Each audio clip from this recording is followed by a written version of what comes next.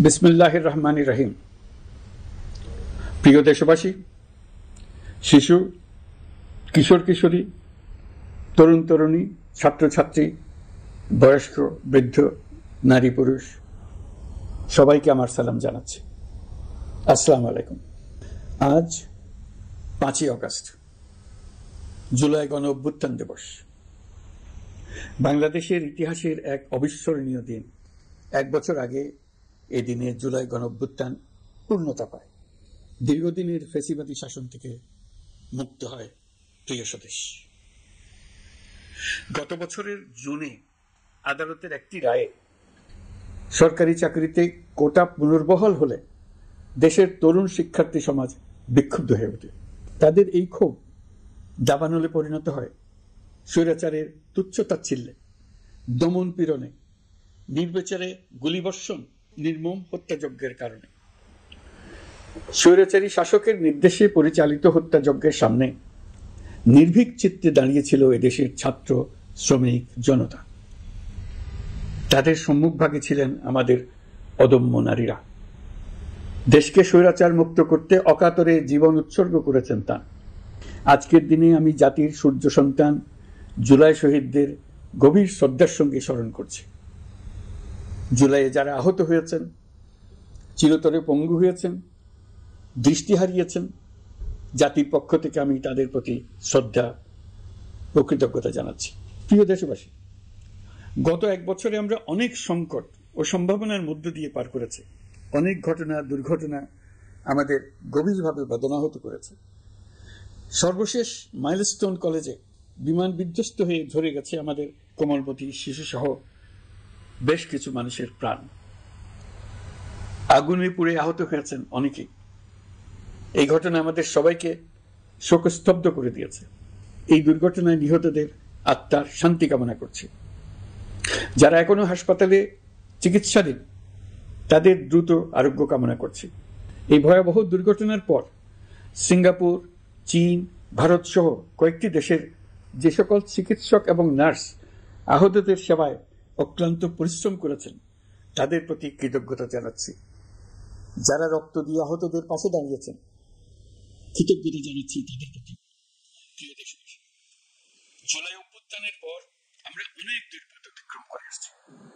আমাদের জাতীয় জীবনে শান্তি শৃঙ্খলা ফিরে আসছে, অর্থনীতিতে গতিশীলতা এসছে, সংকট দূর হয়েছে। মাত্র কয়েকদিন আগে যুক্তরাষ্ট্রের সঙ্গে আমরা সফলতার সঙ্গে শুল্ক আলোচনা সমাপ্ত করেছি। এর ফলে আমাদের অর্থনীতির সম্ভাবনা বহুগুণ বেড়ে গিয়েছে। যখন 1 বছর আগে আমাদের অন্তর্বর্তীকালীন সরকার 16 বছর ব্যাপী একটানা ধ্বংসযজ্ঞ এবং লুটপাটে বিধ্বস্ত এক অর্থনীতির দায়িত্ব নিয়েছিলাম, তখন কারোরই মনে হচ্ছিল না এই বিধ্বস্ত অর্থনীতিকে আবার সহজে চালু করা যাবে। মাত্র 1 বছরের মধ্যে প্রতিশ্রুতি দিয়েছিলাম 2026 সালের জুনের মধ্যে দেশের আগামী জাতীয় সংসদ নির্বাচন আয়োজন করব। তবে নির্বাচনের আগে আমাদের অত্যাবশ্যকীয় কয়েকটি কাজ সম্পন্ন করতে হবে। এর মধ্যে অন্যতম হল জুলাই ঘোষণাপত্র ও জুলাই সনদ। আজ জুলাই গণ অভ্যুত্থান দিবসে সকল রাজনৈতিক দলকে সঙ্গে নিয়ে আমরা জাতির কাছে জুলাই ঘোষণাপত্র উপস্থাপন করেছি। এই ঘোষণাপত্রে মহান মুক্তিযুদ্ধ সহ বাংলাদেশের মানুষের অতীতের বিভিন্ন ঐতিহাসিক ও গণতান্ত্রিক সংগ্রাম থেকে শুরু করে জুলাই অভ্যুত্থানের প্রেক্ষাপট বর্ণনা করা হয়েছে।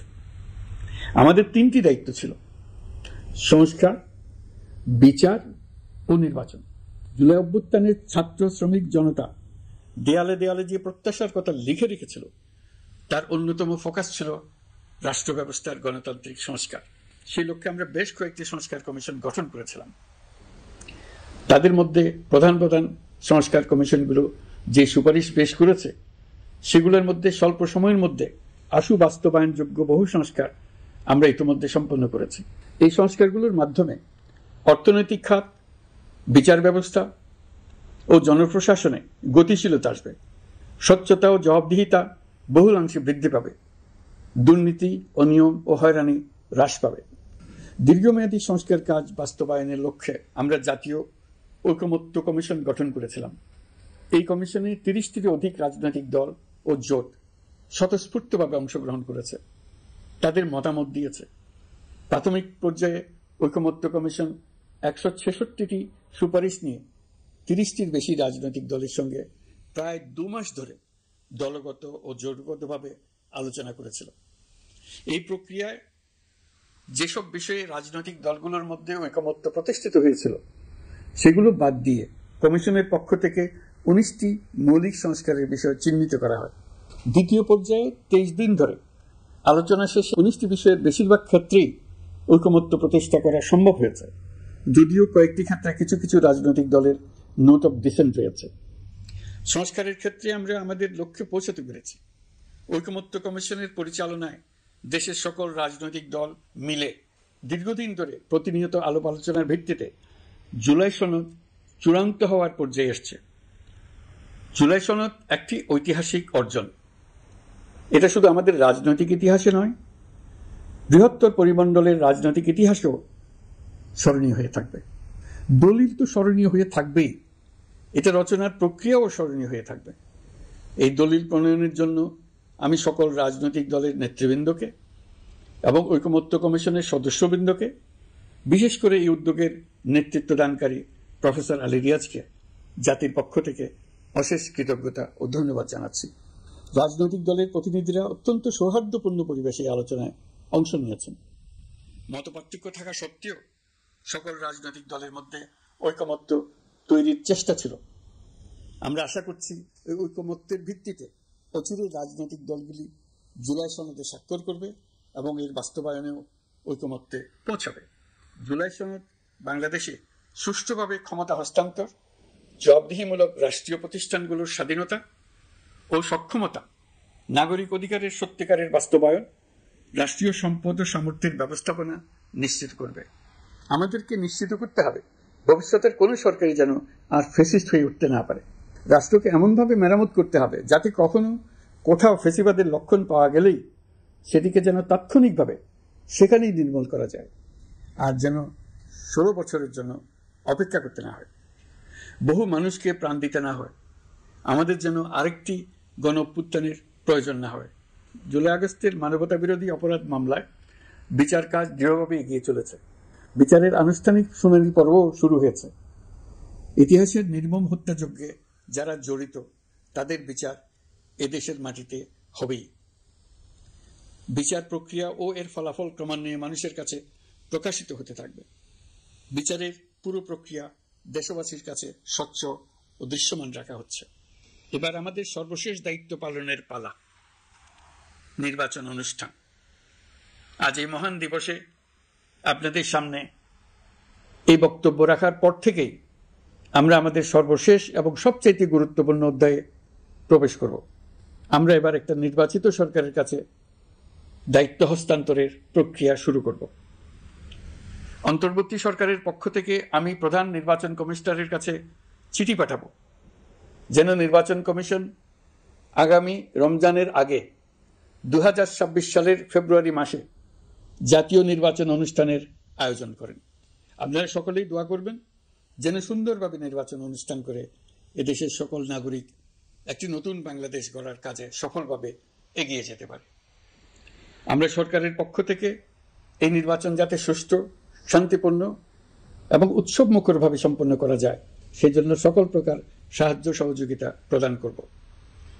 এবারের নির্বাচন যেন আনন্দ উৎসবের দিক থেকে, শান্তি শৃঙ্খলার দিক থেকে, ভোটার উপস্থিতির দিক থেকে, সৌহার্দ্য ও আন্তরিকতার দিক থেকে দেশের ইতিহাসে স্মরণীয় হয়ে থাকে। সেই জন্য সকল আয়োজন সম্পন্ন করতে আগামীকাল থেকে আমরা সকলেই মানসিক প্রস্তুতি ও প্রাতিষ্ঠানিক আয়োজন শুরু করব। নির্বাচনে ভোটারদের সম্পর্কে দুই একটা কথা বলতে চাই। এবার আমরা প্রবাসী ভোটারদের ভোট দেওয়ার আয়োজন নিশ্চিত করতে চাই। অর্থনৈতিক দিক থেকে সম্পূর্ণ বিধ্বস্ত বাংলাদেশ যে আবার দ্রুত ঘুরে দাঁড়াতে পেরেছে তার বড় কারণ হলো আমাদের রেমিটেন্স যোদ্ধাদের ঐতিহাসিক অবদান। নির্বাচনে তাদের অংশগ্রহণ নিশ্চিত করার জন্য নির্বাচন কমিশন প্রস্তুতি নিচ্ছে। নারী ভোটাররা যেন দেশের সর্বত্র নির্দ্বিধায় আনন্দোৎসব সহকারে তাদের ভোট দিতে পারে এটা নিশ্চিত করতে চাই। এবার যেন কেন্দ্রে কেন্দ্রে নারী ভোটারদের ঢল নামে আমরা সেই লক্ষ্যে সমস্ত ব্যবস্থা গ্রহণ করব। দেশের মানুষের ভোটাধিকার কেড়ে নেবার কারণে গত 15 বছর ধরে নাগরিকবৃন্দ ভোট দিতে পারেনি। এবারের নির্বাচনে আমরা আমাদের বকেয়া আনন্দ সহ মহা আনন্দে ভোট দিতে চাই। এবারের নির্বাচনে জীবনে প্রথমবার ভোট দিতে যাবে এরকম ভোটাররা নানা উৎসবের মধ্য দিয়ে ভোট কেন্দ্রে যাবে, তাদের এই দিনটি স্মরণীয় করে রাখার জন্য। এর মধ্যে নতুন নারী ভোটার থাকবে, নতুন পুরুষ ভোটার থাকবে, এর মধ্যে এমন ভোটার থাকবে যারা 15 বছর আগে থেকে ভোট দিতে পারত কিন্তু জীবনে একবারও ভোট দিতে পারেনি। এর মধ্যে আসবে যারা 10 বছর আগে, 5 বছর আগে ভোট দিতে পারত কিন্তু পারেনি। আর আসবে ভাগ্যবান ও ভাগ্যবতীর দল, যারা এই প্রথমবার ভোটার হওয়ার যোগ্যতা লাভ করলো এবং সঙ্গে সঙ্গে ভোট দেওয়ার সুযোগও পেয়ে গেল। নির্বাচনের দিনকে আমরা ঈদের উৎসবের মতো করতে চাই। এবারের ভোটের আনন্দ থাকবে সবার মধ্যে। আপনারা সবাই বাচ্চা কাচ্চাদের নিয়ে ভোট কেন্দ্রে যাবেন। নাগরিক অধিকার প্রয়োগের মহা আনন্দ পরবর্তী বংশধরদের কাছে তুলে ধরার জন্য এখন থেকে প্রতিদিন আলাপ আলোচনা করুন। আপনার এলাকায় ভোটদান ব্যবস্থা কেমন হলে সুন্দর হয়, কেমন হলে আনন্দমুখর হয়, সেটা আগে থেকে ঠিক করার জন্য নতুন বাংলাদেশ গড়ার কাজের ভিত্তি রচনা হবে এবারের নির্বাচনে। তার জন্য প্রস্তুতি নিন। প্রিয় দেশবাসী, দেশের ইতিহাসে এখন পর্যন্ত যতগুলো বড় সংঘাত, সহিংসতার ঘটনা ঘটেছে তার সবগুলোর নেপথ্য কারণ ছিল ত্রুটিপূর্ণ নির্বাচন। ত্রুটিপূর্ণ নির্বাচনের মধ্য দিয়ে কোনো দল যদি গায়ের জোরে নির্বাচিত হয়ে ক্ষমতায় আসে, তার চূড়ান্ত পরিণতি কি তার জুলাই অভ্যুত্থান আমাদের দেখিয়ে দিয়েছে। আমরা ইতিহাসের কলঙ্কিত কোন অধ্যায়ের পুনরাবৃত্তি আর করতে চাই না। আপনারা প্রত্যেকেই অবগত আছেন, একটা গোষ্ঠী নির্বাচনকে বাধাগ্রস্ত করার জন্য উন্মুখ হয়ে আছে। তারা দেশের গণতান্ত্রিক অগ্রযাত্রাকে ব্যাহত করতে দেশের বাইরে বসে ভেতরে থেকে নানা অপচেষ্টায় লিপ্ত রয়েছে। আমাদেরকে অবশ্যই খেয়াল রাখতে হবে তারা যেন নির্বাচনকে সংঘাতময় করে তোলার কোনো রকমের সুযোগ না পায়। মাথায় রাখবেন, পরাজিত শক্তি নির্বাচনের আগ পর্যন্ত বারবার মাথাচাড়া দিয়ে ওঠার চেষ্টা করবে, কিন্তু একটি অবাধ, সুষ্ঠু, নিরপেক্ষ নির্বাচন সফলভাবে আয়োজন করা গেলে অপশক্তির পরাজয় চূড়ান্ত হবে। নির্বাচন সংক্রান্ত বিষয়ে প্রতিনিয়ত পরামর্শ নেওয়ার জন্য আমরা প্রযুক্তির সাহায্য নেব। এই জন্য একটি অ্যাপ তৈরির উদ্যোগ নিচ্ছি। দ্রুত এই অ্যাপটি চালু হবে। আপনারা আপনাদের সকল পরামর্শ, সকল মতামত, সকল আশঙ্কা এবং উদ্যোগের কথা এই অ্যাপের মাধ্যমে আমাদেরকে জানাবেন। আমরা তা যথাযথ কর্তৃপক্ষকে জানিয়ে দেব, সমস্যা সমাধানের জন্য ব্যবস্থা নেব। রাজনৈতিক দলগুলোর প্রতি আমার আহ্বান থাকবে, আপনাদের নির্বাচনী ইশতেহারে, আপনাদের প্রতিশ্রুতি, প্রতিজ্ঞা, পরিকল্পনায় কোনো কিছুতেই যেন তরুণরা বাদ না পড়ে, নারীরা বাদ না পড়ে। মনে রাখবেন, যে তরুণ তরুণীরা বাংলাদেশকে বদলে দিয়েছে তারা বিশ্বকেও বদলে দেওয়ার ক্ষমতা রাখে। আপনার দল থেকে তাদেরকে সেই সুযোগ দেওয়ার উদ্যোগ নেন। আগামী নির্বাচনে সবাই নিরাপদে যার যার পছন্দের প্রার্থীকে ভোট দেবে, এটা নিয়ে কারো কোনো আপত্তির সুযোগ রাখা যাবে না। আমরা সবাই সবার পছন্দের প্রতি সম্মান দেখাবো, এটাই হোক আমাদের প্রতিজ্ঞা। প্রিয় দেশবাসী, আপনারা জানেন সরকার দায়িত্ব গ্রহণের পরপরই দেশের দক্ষিণ ও উত্তরাঞ্চলে যে ভয়াবহ বন্যা পরিস্থিতি তৈরি হয়েছিল তা ফসল উৎপাদনে ব্যাপক ক্ষতি সাধন করেছে। এর ফলে নিত্য প্রয়োজনীয় পণ্যের মূল্য বৃদ্ধির আশঙ্কা হয়েছিল। তবে সংশ্লিষ্ট প্রতিষ্ঠান ও কর্তৃপক্ষের যথাযথ পদক্ষেপ, নজরদারি ও মধ্যস্বত্বভোগীদের দৌরাত্ম্য কমানোর ফলে এটি এড়ানো গেছে। বিশেষ করে এবছরের পবিত্র মাহে রমজান মাস থেকে শুরু করে এখন পর্যন্ত বাজার পরিস্থিতি স্থিতিশীল রয়েছে। মূল্যস্ফীতির নিয়ন্ত্রণ ছিল আমাদের জন্য সবচেয়ে বড় চ্যালেঞ্জ। ভঙ্গুর অর্থনীতি ও বন্যার কারণে খাদ্য মূল্যস্ফীতি হয়েছিল প্রায় 14%, এখন সেটা অর্ধেকে নেমে এসছে। আমরা আশা করছি ডিসেম্বরের মধ্যে এটা 6% নেমে আসবে। এই জুন মাসে দেশের সার্বিক মূল্যস্ফীতি কমে 8.48% হয়েছে, যা বিগত 35 মাসের মধ্যে সর্বনিম্ন। এই নিয়ে 4 মাস ধরে সার্বিক মূল্যস্ফীতি ক্রমান্বয়ে কমেছে। বর্তমান অন্তর্বর্তীকালীন সরকারের প্রতি প্রবাসীদের অসীম আস্থার ফলে মুদ্রাবাজারেও স্থিতিশীলতা ফিরে এসছে। গত অর্থ বছরে ব্যাংকিং চ্যানেলে রেকর্ড $3033 কোটি প্রবাসী আয় দেশে এসছে। রপ্তানি আয়ে প্রায় 9% প্রবৃদ্ধি হয়েছে। এর ফলে টাকা শক্তিশালী হয়েছে। অনেক বছর পর ডলারের বিপরীতে টাকার মান বাড়ছে। গত 11 মাসে বৈদেশিক পাওনাদারদের পাওনা সুদ ও আসল বাবদ $4 বিলিয়ন অর্থাৎ $400 কোটি অর্থ পরিশোধ করা হয়েছে, যা এ যাবৎকালের সর্বোচ্চ। আগের বকেয়া আদায় পরিশোধের পরও বৈদেশিক মুদ্রার রিজার্ভ বাড়ছে। আগামীতে এই ধারা বজায় থাকবে বলে আমরা আশা করি। বিদেশি বিনিয়োগ বৃদ্ধিতে বিভিন্ন উদ্যোগ নেওয়ার ফলে এই বছরের প্রথম 3 মাসে বিদেশি বিনিয়োগ এসছে 10,500 কোটি টাকা। গত বছরের একই সময়ের তুলনায় এটা দ্বিগুণেরও বেশি। আর অক্টোবর থেকে হিসাব করলে 6 মাসে ফরেন ডাইরেক্ট ইনভেস্টমেন্ট এসছে 16,500 কোটি টাকা, যা গত সরকারের আমলের শেষ 6 মাসের তুলনায় দ্বিগুণ। কর্মসংস্থান সৃষ্টি অন্তর্বর্তীকালীন সরকারের অন্যতম বড় লক্ষ্য। সম্প্রতি হংকং ভিত্তিক শিল্পগোষ্ঠী হান্ডা বাংলাদেশের বস্ত্র ও তৈরি পোশাক খাতে $250 মিলিয়ন বিনিয়োগের প্রতিশ্রুতি নিয়ে এসছে, যা এই খাতে চীনা কোনো কোম্পানির একক সর্বোচ্চ বিনিয়োগ। তাদের এই বিনিয়োগের ফলে 25,000 লোকের কর্মসংস্থান হবে।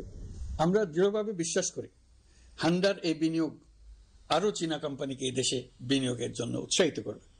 এর মাধ্যমে আমাদের তরুণ তরুণীদের কর্মসংস্থানের পথ খুলবে। গত 16 বছরে দেশ থেকে যে বিপুল পরিমাণ অর্থ পাচার হয়ে গিয়েছে, আমরা সেটা ফিরিয়ে আনার উদ্যোগ নিয়েছি। এই দীর্ঘ আইনি প্রক্রিয়ার জন্য সরকার নামকরা বিদেশি আইনি প্রতিষ্ঠানকে নিয়োগ দিয়েছে। যথাযথ আইনি পদক্ষেপের ফলে বিশ্বের বিভিন্ন দেশে ফেসিবাদী দুর্বৃত্তরা যে অর্থ সম্পদের পাহাড় গড়েছে তার কিছু কিছু ইতিমধ্যে জব্দ হয়েছে। এই কার্যক্রম সঠিকভাবে চালিয়ে যেতে পারলে অল্প সময়ের মধ্যে আরো কিছু ইতিবাচক ফলাফল পাওয়া যাবে বলে আমি বিশ্বাস করি। দেশের ভেঙে পড়া অর্থনীতিকে মজবুত করতে হলে আমাদের চিন্তায় মৌলিক পরিবর্তন আনতে হবে। আমি বরাবরই বলে এসেছি, এদেশের নদী ও বিশাল সমুদ্র আমাদের মূল্যবান সম্পদ। আমরা এই সম্পদকে কাজে লাগিয়ে সমান্তরালভাবে পানিভিত্তিক অর্থনীতি গড়ে তুলতে চাই। আমরা প্রায় ভুলে যাই যে বঙ্গোপসাগরের একটা অংশও আমাদের দেশ। এর পরিমাণ আমাদের মোট জমির পরিমাণের চাইতে বেশি। আমরা প্রায় সবসময় জমিভিত্তিক আমাদের অর্ধেক দেশ নিয়ে মাথা ঘামাই, বাকি পানিভিত্তিক অর্ধেক দেশকে হিসাবেই ধরি না, কারণ আমরা ওই অংশে বসবাস করি না। আমরা তো হাওর বাওরেও বসবাস করি না, তাই বলে তো তাকে হিসাবের বাইরে রাখেন। এখন থেকে আমাদের অংশের বঙ্গোপসাগরকে আমরা আমাদের দেশের মূল্যবান অংশ, এই কথা সবসময় মাথায় রেখে অগ্রসর হব। এই অংশের পানির উপর দিয়ে দেশ বিদেশের সঙ্গে আমরা বাণিজ্য করব, তার মাধ্যমে আমরা পুরো পৃথিবীকে আমাদের প্রতিবেশী বানাবো। এই পানির মধ্যে আছে অফুরন্ত সম্পদ, মৎস্য সম্পদ, যা প্রতি বছর ফসল দেয়। এই পানির নিচে আছে অফুরন্ত গ্যাস। এর সব কিছুকে নিয়েই প্রতিনিয়ত আমাদের চিন্তা ভাবনাকে চালিত করতে হবে। বর্তমান সরকার চট্টগ্রাম বন্দর ব্যবস্থাপনাকে নতুন করে সাজানোর উদ্যোগ নিয়েছে। সরকার সম্প্রতি বাংলাদেশ নৌবাহিনী পরিচালিত ড্রাই ডক লিমিটেডকে new marine terminal container handling এর দায়িত্ব দিয়েছে। তারা কাজ শুরু করা মাত্রই কিছু ইতিবাচক পরিবর্তন এসছে। প্রথম 2 সপ্তাহে দেখা গেছে আগের তুলনায় প্রতিদিন গড়ে 225টি বেশি কন্টেইনার হ্যান্ডলিং হচ্ছে। এই বন্দরকে আধুনিকভাবে গড়ে তোলা গেলে তা শুধু বাংলাদেশের অর্থনীতিতেই ভূমিকা রাখবে না, নেপাল, ভুটান সহ পার্শ্ববর্তী অঞ্চলের অর্থনীতিতে ইতিবাচক ভূমিকা রাখতে সক্ষম হবে। বিনিময়ে তারাও উপকৃত হবে, আমরাও উপকৃত হব। আমাদের উপকূল অঞ্চল অফুরন্ত সম্ভাবনার আধার। কুমিরা থেকে টেকনাফ পর্যন্ত নানা বন্দরের কর্মচাঞ্চল্যে সমগ্র উপকূল অঞ্চলকে দক্ষিণ এশিয়ার একটি গুরুত্বপূর্ণ অর্থনৈতিক প্রাণকেন্দ্র হিসেবে প্রতিষ্ঠা করবে। এই পুরো অঞ্চলে অনেকগুলো শিল্পাঞ্চল গড়ে উঠবে শুধু সমুদ্রের সান্নিধ্য এবং তার ব্যবহারের দক্ষতার কারণে। সমুদ্র উপকূলীয় অঞ্চলের সম্পদ ও পরিবেশের টেকসই ব্যবহার নিশ্চিত করতে আমাদের বন্ধু দেশগুলোর সঙ্গে আলোচনা শুরু করেছি, তারা উৎসাহ সহকারে সাড়া দিয়েছেন। গভীর সমুদ্রকে আমরা এখনো আমাদের কল্যাণে কাজে লাগাতে পারিনি। একে কেন্দ্র করে আমরা মাছ পালন, আহরণ ও প্রক্রিয়াজাতকরণের শিল্প গড়ে তুলতে কাজ শুরু করেছি। এতে করে লক্ষ লক্ষ মানুষের কর্মসংস্থান হবে, আমাদের অর্থনীতি নতুন শক্তিতে বলীয়ান হবে। প্রিয় দেশবাসী, প্রবাসী বাংলাদেশিদের জন্য ভিসা সংক্রান্ত জটিলতা দূর করতে আমরা গভীরভাবে কাজ করে যাচ্ছি। বাংলাদেশি নাগরিকদের জন্য আরব আমিরাত পুনরায় ভিসা চালু করেছে। মালয়েশিয়া কর্তৃপক্ষ বাংলাদেশি কর্মীদের জন্য প্রথমবারের মতো মাল্টিপল এন্ট্রি ভিসা চালু করেছে। অন্যান্য দেশের সঙ্গেও ভিসা জটিলতা কিভাবে কমিয়ে আনা যায় এ নিয়ে আমরা কাজ করে যাচ্ছি। আগামী 5 বছরে জাপানে অন্তত 1 লক্ষ বাংলাদেশি তরুণদের পাঠানোর প্রস্তুতি শুরু করেছে। তরুণদের সেখানে পাঠানোর জন্য বিশেষ প্রশিক্ষণ, অন্যান্য ব্যবস্থাও আমরা নিতে শুরু করেছি। এর পাশাপাশি আমরা ইতালি, দক্ষিণ কোরিয়া, সার্বিয়া সহ বিভিন্ন দেশে দক্ষ কর্মীদের পাঠানোর উদ্যোগ নিয়েছে। সৌদি আরব, জর্ডান, ওমান সহ বিভিন্ন দেশে নথিপত্রের কারণে যে প্রবাসীরা ইরেগুলার হয়ে গিয়েছিলেন তাদেরকে রেগুলারাইজ করার জন্য ব্যবস্থা নিয়েছে। আমরা বিভিন্ন দেশের সঙ্গে বিদ্যমান চুক্তিগুলোকে পর্যালোচনা করে দেখছি যাতে আমাদের প্রবাসী ভাই বোনদের জন্য সেগুলো স্বস্তিদায়ক হয়। দেশে এবং দেশের বাইরে বাংলাদেশের নাগরিকরা যে যেখানে অবস্থান করছে তারা যাতে সব ধরনের নাগরিক সুবিধা পান, আমরা সে বিষয়ে উদ্যোগ নিয়েছি। চলতি বছর আমাদের নানা উদ্যোগের ফলে প্রায় ৮৭,০০০ বাংলাদেশি সুষ্ঠুভাবে হজ পালন করতে পেরেছেন। হজের ব্যয় অন্যান্য বছরের তুলনায় আমরা কমিয়ে আনতে পেরেছি। হাজিরা যাতে নির্বিঘ্নে হজ সম্পন্ন করতে পারে সেজন্য লাব্বায়েক নামে অ্যাপ চালু করেছে, যার মাধ্যমে ঘরে বসেই হাজিদের আত্মীয় স্বজন, পরিবার পরিজন তাদের অবস্থান প্রতি মুহূর্তে জানতে পেরেছে। এবছর দক্ষিণ এশিয়ার অন্যান্য দেশগুলোতেও আমাদের হজ ব্যবস্থাপনা প্রশংসিত হয়েছে। আগামী বছরের হজ ব্যবস্থাপনা যেন আরও নির্বিঘ্নে সম্পন্ন করা যায় সেজন্য মন্ত্রণালয় এখন থেকেই প্রস্তুতি নিতে শুরু করেছে। প্রিয় দেশবাসী, জুলাই গণঅভ্যুত্থানে তরুণ শিক্ষার্থীদের পাশে ঢাল হয়ে দাঁড়িয়েছিলেন আমাদের বাবা মা ও শিক্ষকরা। আমাদের বাবা মায়েরা তাদের সন্তানকে বহু কষ্টে বড় করে বিশ্ববিদ্যালয়ে পাঠায়।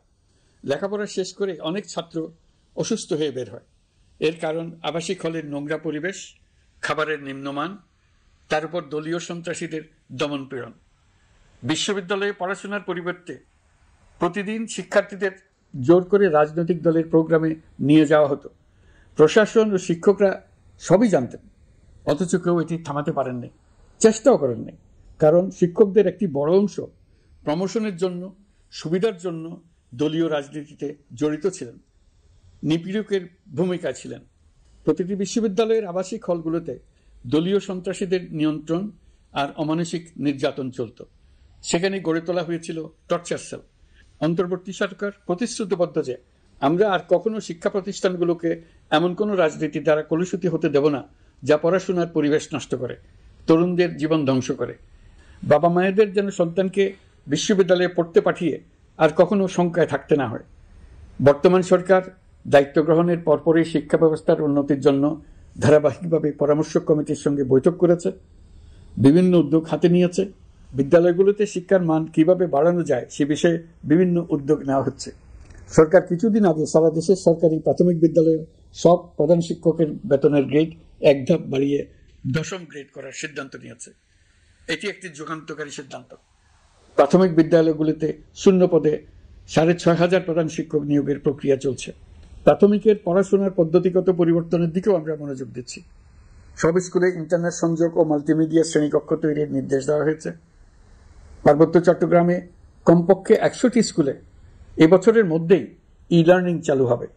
ঢাকা চট্টগ্রামের অভিজ্ঞ শিক্ষকরা প্রযুক্তির সহায়তায় এসব স্কুলে শিক্ষকতা করে সেখানকার শিক্ষক ঘাটতি পূরণ করবেন। যেসব এলাকায় বিদ্যুতের ঘাটতি রয়েছে সেখানে সোলার প্যানেল বসিয়ে বিদ্যুতের ঘাটতি নিরসন এবং মোবাইল নেটওয়ার্ক ও স্টারলিং পরিষেবা ব্যবহার করে এই সংকট মোকাবেলা করা হচ্ছে। স্কুলগুলোতে মেয়েদের জন্য বিশেষ ব্যবস্থা গ্রহণ করে তাদের পড়াশোনার উপযোগী করে তোলা হচ্ছে। স্কুলের অবকাঠামোকে নারীবান্ধব করে তুলতে স্কুল ভবন নির্মাণের সময় কমিটিতে নারী স্থপতি রাখার নিয়ম করা হয়েছে। আমাদের লক্ষ্য হলো স্কুল ভবনের ডিজাইন থেকে শুরু করে পড়াশোনার পরিবেশ চিন্তাভাবনায় মেয়েদেরকে বিশেষভাবে গুরুত্ব দেওয়া, যাতে তারা ব্যক্তিগত নিরাপত্তা ও স্বাস্থ্যের দিক থেকে স্বস্তিদায়ক পরিবেশে পড়াশোনা করতে পারে। প্রিয় দেশবাসী, জুলাই গণঅভ্যুত্থানে শহীদ ও আহত যোদ্ধাদের জন্য আমরা নিরলসভাবে কাজ করে যাচ্ছি।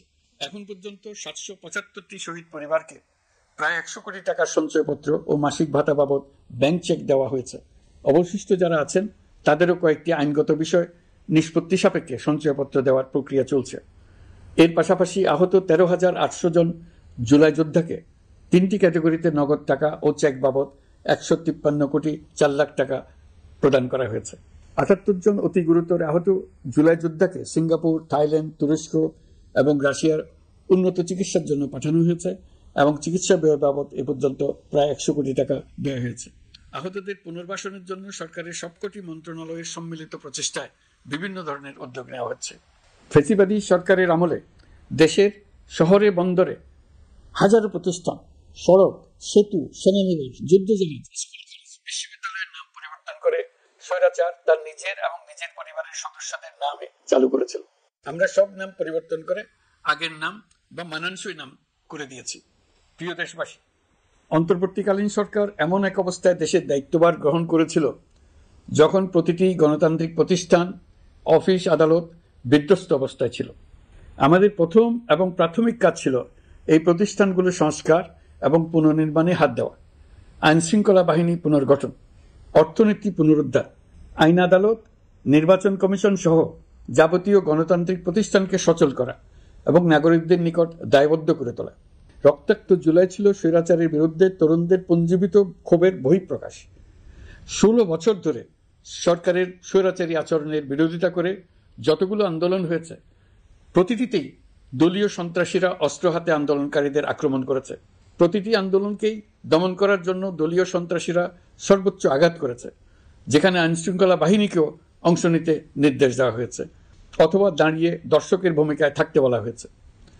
একটি স্বাধীন বিচার বিভাগের জন্য অন্তর্বর্তী সরকার সংস্কার কাজ হাতে নিয়েছে। বিচার বিভাগীয় সংস্কার কমিশনের প্রস্তাবনা অনুযায়ী সুপ্রিম কোর্ট বিচারক নিয়োগ সহ যে সকল কাজ এই সরকার স্বল্প সময়ের মধ্যে করে যেতে পারবে, সে সকল কাজের অধিকাংশ ইতিমধ্যে সম্পন্ন করা হয়ে গেছে। বাকি কাজ চলমান রয়েছে। স্বৈরাচার আমলে দলীয় বাহিনীতে পরিণত হওয়া ভঙ্গুর আইনশৃঙ্খলা বাহিনীকে নতুন করে গড়ে তোলার জন্য আমরা সর্বোচ্চ ব্যবস্থা নিয়েছি। আইনশৃঙ্খলা বাহিনী দ্বারা কোনো মানবাধিকার লঙ্ঘন যাতে না ঘটে, সেই জন্য পুলিশ সদর দপ্তরে একটি সেল কার্যকর করা হয়েছে, যেখানে মানবাধিকার সহ পুলিশ সদস্যদের মাধ্যমে সংগঠিত যে কোনো অপরাধের বিষয়ে অভিযোগ করা যায়। এই সমস্ত সেল অন্যান্য আইন প্রয়োগকারী সংস্থার প্রধান কার্যালয়েও স্থাপন করা হচ্ছে। আসামিদের জিজ্ঞাসাবাদ হবে স্বচ্ছ কাচের ঘরে। হাজতখানায় বন্দীদের মানবিক সেবা নিশ্চিত করা হবে। অভিযান পরিচালনার সময় পুলিশ যেন জিপিএস ট্র্যাকিং সিস্টেম ডিভাইস সহ বডি ক্যামেরা পরিধান করেন, তা নিশ্চিত করা হবে।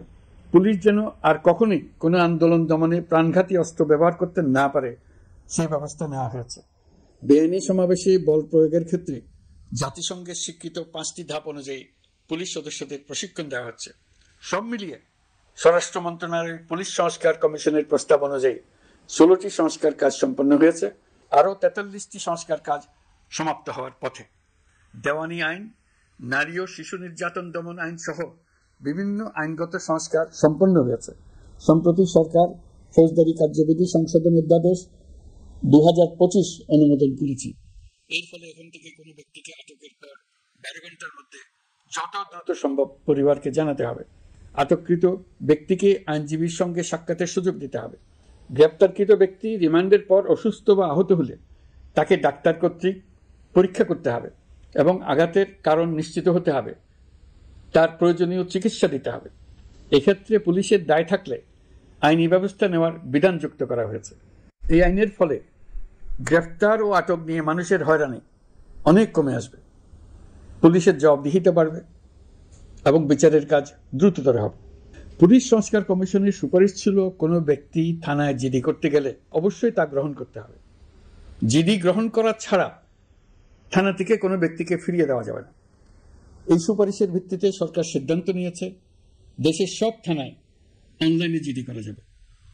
এখন থানায় জিডি না নেওয়ার আর কোনো অভিযোগ থাকবে না। গণতান্ত্রিক চর্চার অন্যতম প্রধান শর্ত গণমাধ্যমের স্বাধীনতা। অতীত ইতিহাসের দিকে তাকালে দেখা যায় মুক্ত সাংবাদিকতার ক্ষেত্রে প্রথম এবং সবচেয়ে বড় বাধা হিসেবে কাজ করেছে সরকার। অন্তর্বর্তী সরকার এইসব বাধা অপসারণে বিভিন্ন উদ্যোগ নিয়েছে। আমরা সমালোচনাকে উন্মুক্ত করে দিয়েছি। যে কেউ চাইলেই যে কোনো মাধ্যমে, সেটা মূলধারার গণমাধ্যম হোক কিংবা সামাজিক যোগাযোগ মাধ্যমে হোক, সরকারের সমালোচনা করতে পারছেন। এমনকি রাষ্ট্রীয় গণমাধ্যমেও সরকারের সমালোচনা করা যাচ্ছে। নিকট অতীতে যা ছিল অকল্পনীয়। সাংবাদিকদের জবাবদিহিতা নিশ্চিত করার জন্য সরকার ইতিমধ্যে প্রেস কাউন্সিল পুনর্গঠন করেছে। আপনারা জানেন, সামাজিক যোগাযোগ মাধ্যমে প্রতিদিন বিপুল পরিমাণ গুজব ও অপতথ্য ছড়িয়ে পড়ছে। দেশকে অস্থিতিশীল করতে হাতিয়ারে পরিণত হয়েছে গুজব। অপতথ্য মোকাবেলা করার জন্য সাংবাদিকদের সক্ষমতা বাড়াতে বিভিন্ন ধরনের প্রশিক্ষণের ব্যবস্থা নেওয়া হচ্ছে। স্বৈরাচারী সরকার আমলে সাংবাদিকতার ক্ষেত্রে বড় বাধা ছিল ডিজিটাল নিরাপত্তা আইন, যা পরে সাইবার নিরাপত্তা আইন রূপে আবির্ভূত হয়েছিল। আমরা এই আইনটি বাতিল করেছি। এই আইনের অধীনে সাংবাদিকদের বিরুদ্ধে করা সব মামলা বাতিল করা হয়েছে। সংবাদ মাধ্যমের স্বাধীনতা নিশ্চিতকরণে এটি একটি বড় অগ্রগতি। নতুন যে আইন প্রণীত হয়েছে তাতে আগের আইনের নিবর্তনমূলক 9টি ধারা বাদ দেওয়া হয়েছে। আগের আইনের আওতায় করা 95% মামলায় এসব ধারায়। আমরা বিশ্বাস করি নতুন আইন প্রণয়নের পর সাংবাদিকদের আইনি হয়রানি বন্ধ হবে। গত বছর মানুষের প্রতিবাদকে স্তব্ধ করে দিতে ফ্যাসিবাদী সরকার ইন্টারনেট বন্ধ করে দিয়েছিল, যাতে গোপনে তারা দমন নিপীড়ন হত্যাকাণ্ড চালাতে পারে। অন্তর্বর্তী সরকার সাইবার সুরক্ষা আইন সংশোধন করে নতুন অধ্যাদেশে প্রথমবারের মতো ইন্টারনেটকে মৌলিক অধিকার হিসেবে অন্তর্ভুক্ত করেছে। সম্প্রতি আন্তর্জাতিক bandwidth real time internet traffic পরিবহনে 4 টেরাবাইট সেকেন্ডের মাইলফলক অতিক্রম করেছে বাংলাদেশ সাবমেরিন কেবলস পিএলসি। বাংলাদেশে ইন্টারনেট সেবার মান ভালো করতে সরকারের পক্ষ থেকে সর্বোচ্চ উদ্যোগ নেওয়া হয়েছে। প্রিয় দেশবাসী, আপনাদের আহ্বানে একটি ঐতিহাসিক সন্ধিক্ষণে আমরা দায়িত্বভার গ্রহণ করেছিলাম। জুলাই অভ্যুত্থানের সৃষ্ট নতুন বাংলাদেশের যে অভূতপূর্ব সম্ভাবনা জাগ্রত হয়েছে তাকে এগিয়ে নিতে আপনারা আমাদেরকে দায়িত্ব দিয়েছিলেন। গত 12 মাস ধরে আপনাদের সবাইকে সাথে নিয়ে জুলাইয়ের দাবি পূরণের চেষ্টা করে যাচ্ছি। আসুন আজ জুলাই গণ অভ্যুত্থান দিবসে প্রতিজ্ঞাবদ্ধ হয়ে এই জাতিকে আমরা আর কখনো বিভক্ত হতে দেব না। আমরা সকল নাগরিকের প্রতি মর্যাদাশীল থাকব, তিনি যেই পরিচয়েরই হন না কেন। আমরা দৈনন্দিন জীবনে নানা ঘাট প্রতিঘাতে সাময়িকভাবে যদি পথভ্রষ্ট হয়েও পড়ি, প্রতি বছর জুলাই আমাদেরকে নতুন করে ঐক্যবদ্ধ হতে শক্তি যোগাবে। জুলাই তরুণদের ওসিলায় জাতির আত্ম আবিষ্কারের মাস, ভুল ভ্রান্তি শোধরে নেবার মাস, গর্তে পড়ে যাওয়ার প্রবণতা থেকে নিজেদেরকে রক্ষা করার মাস। জুলাই গ্রামে গঞ্জে, সরকারি বেসরকারি স্কুল কলেজে, বিশ্ববিদ্যালয়ে, ফসলের মাঠে, ঘরে বাড়িতে, কিশোর কিশোরী, তরুণ তরুণীদের কাছ থেকে তাদের আকাঙ্ক্ষাগুলো জেনে নেওয়ার মাস। নির্বাচন আসছে। যদি আপনি আপনার নির্বাচনী এলাকা থেকে দূরে বসবাস করেন, তবে এখন থেকে নিয়মিত নির্বাচনী এলাকা পরিদর্শন করুন, যাতে সেরা ব্যক্তিকে নির্বাচিত করতে আপনি প্রস্তুত হতে পারেন। যাদের তাজা রক্তের বিনিময়ে আমরা আমাদের এই অতি মূল্যবান অধিকার ফিরে পেলাম, ভোটটা দেওয়ার আগ মুহূর্তে যেন তাদের চেহারা আমাদের চোখে ভেসে ওঠে। ফেব্রুয়ারি বেশি দূরে নয়। নির্বাচন নিয়ে প্রস্তুতি নিতে নিতেই ভোটের দিন এসে পড়বে। বহু বছর আমরা কেউ ভোট দিতে পারিনি। এবার আমরা সবাই ভোট দেব, কেউ বাদ যাবে না। সবাই যেন বলতে পারি, নতুন বাংলাদেশ গড়ার পথে দেশকে রওনা করার জন্য আমি আমার ভোটটা দিয়েছিলাম। আমার ভোটেই দেশটা সে পথে রওনা হতে পেরেছিল। জুলাই গণ অভ্যুত্থান দিবসে সকল নাগরিকের কাছে আমার আহ্বান, আসুন নতুন বাংলাদেশ গড়ার প্রথম বড় পরীক্ষায় সফলভাবে উত্তীর্ণ হয়। মহান আল্লাহ আমাদের সহায় হন। আল্লাহ হাফেজ।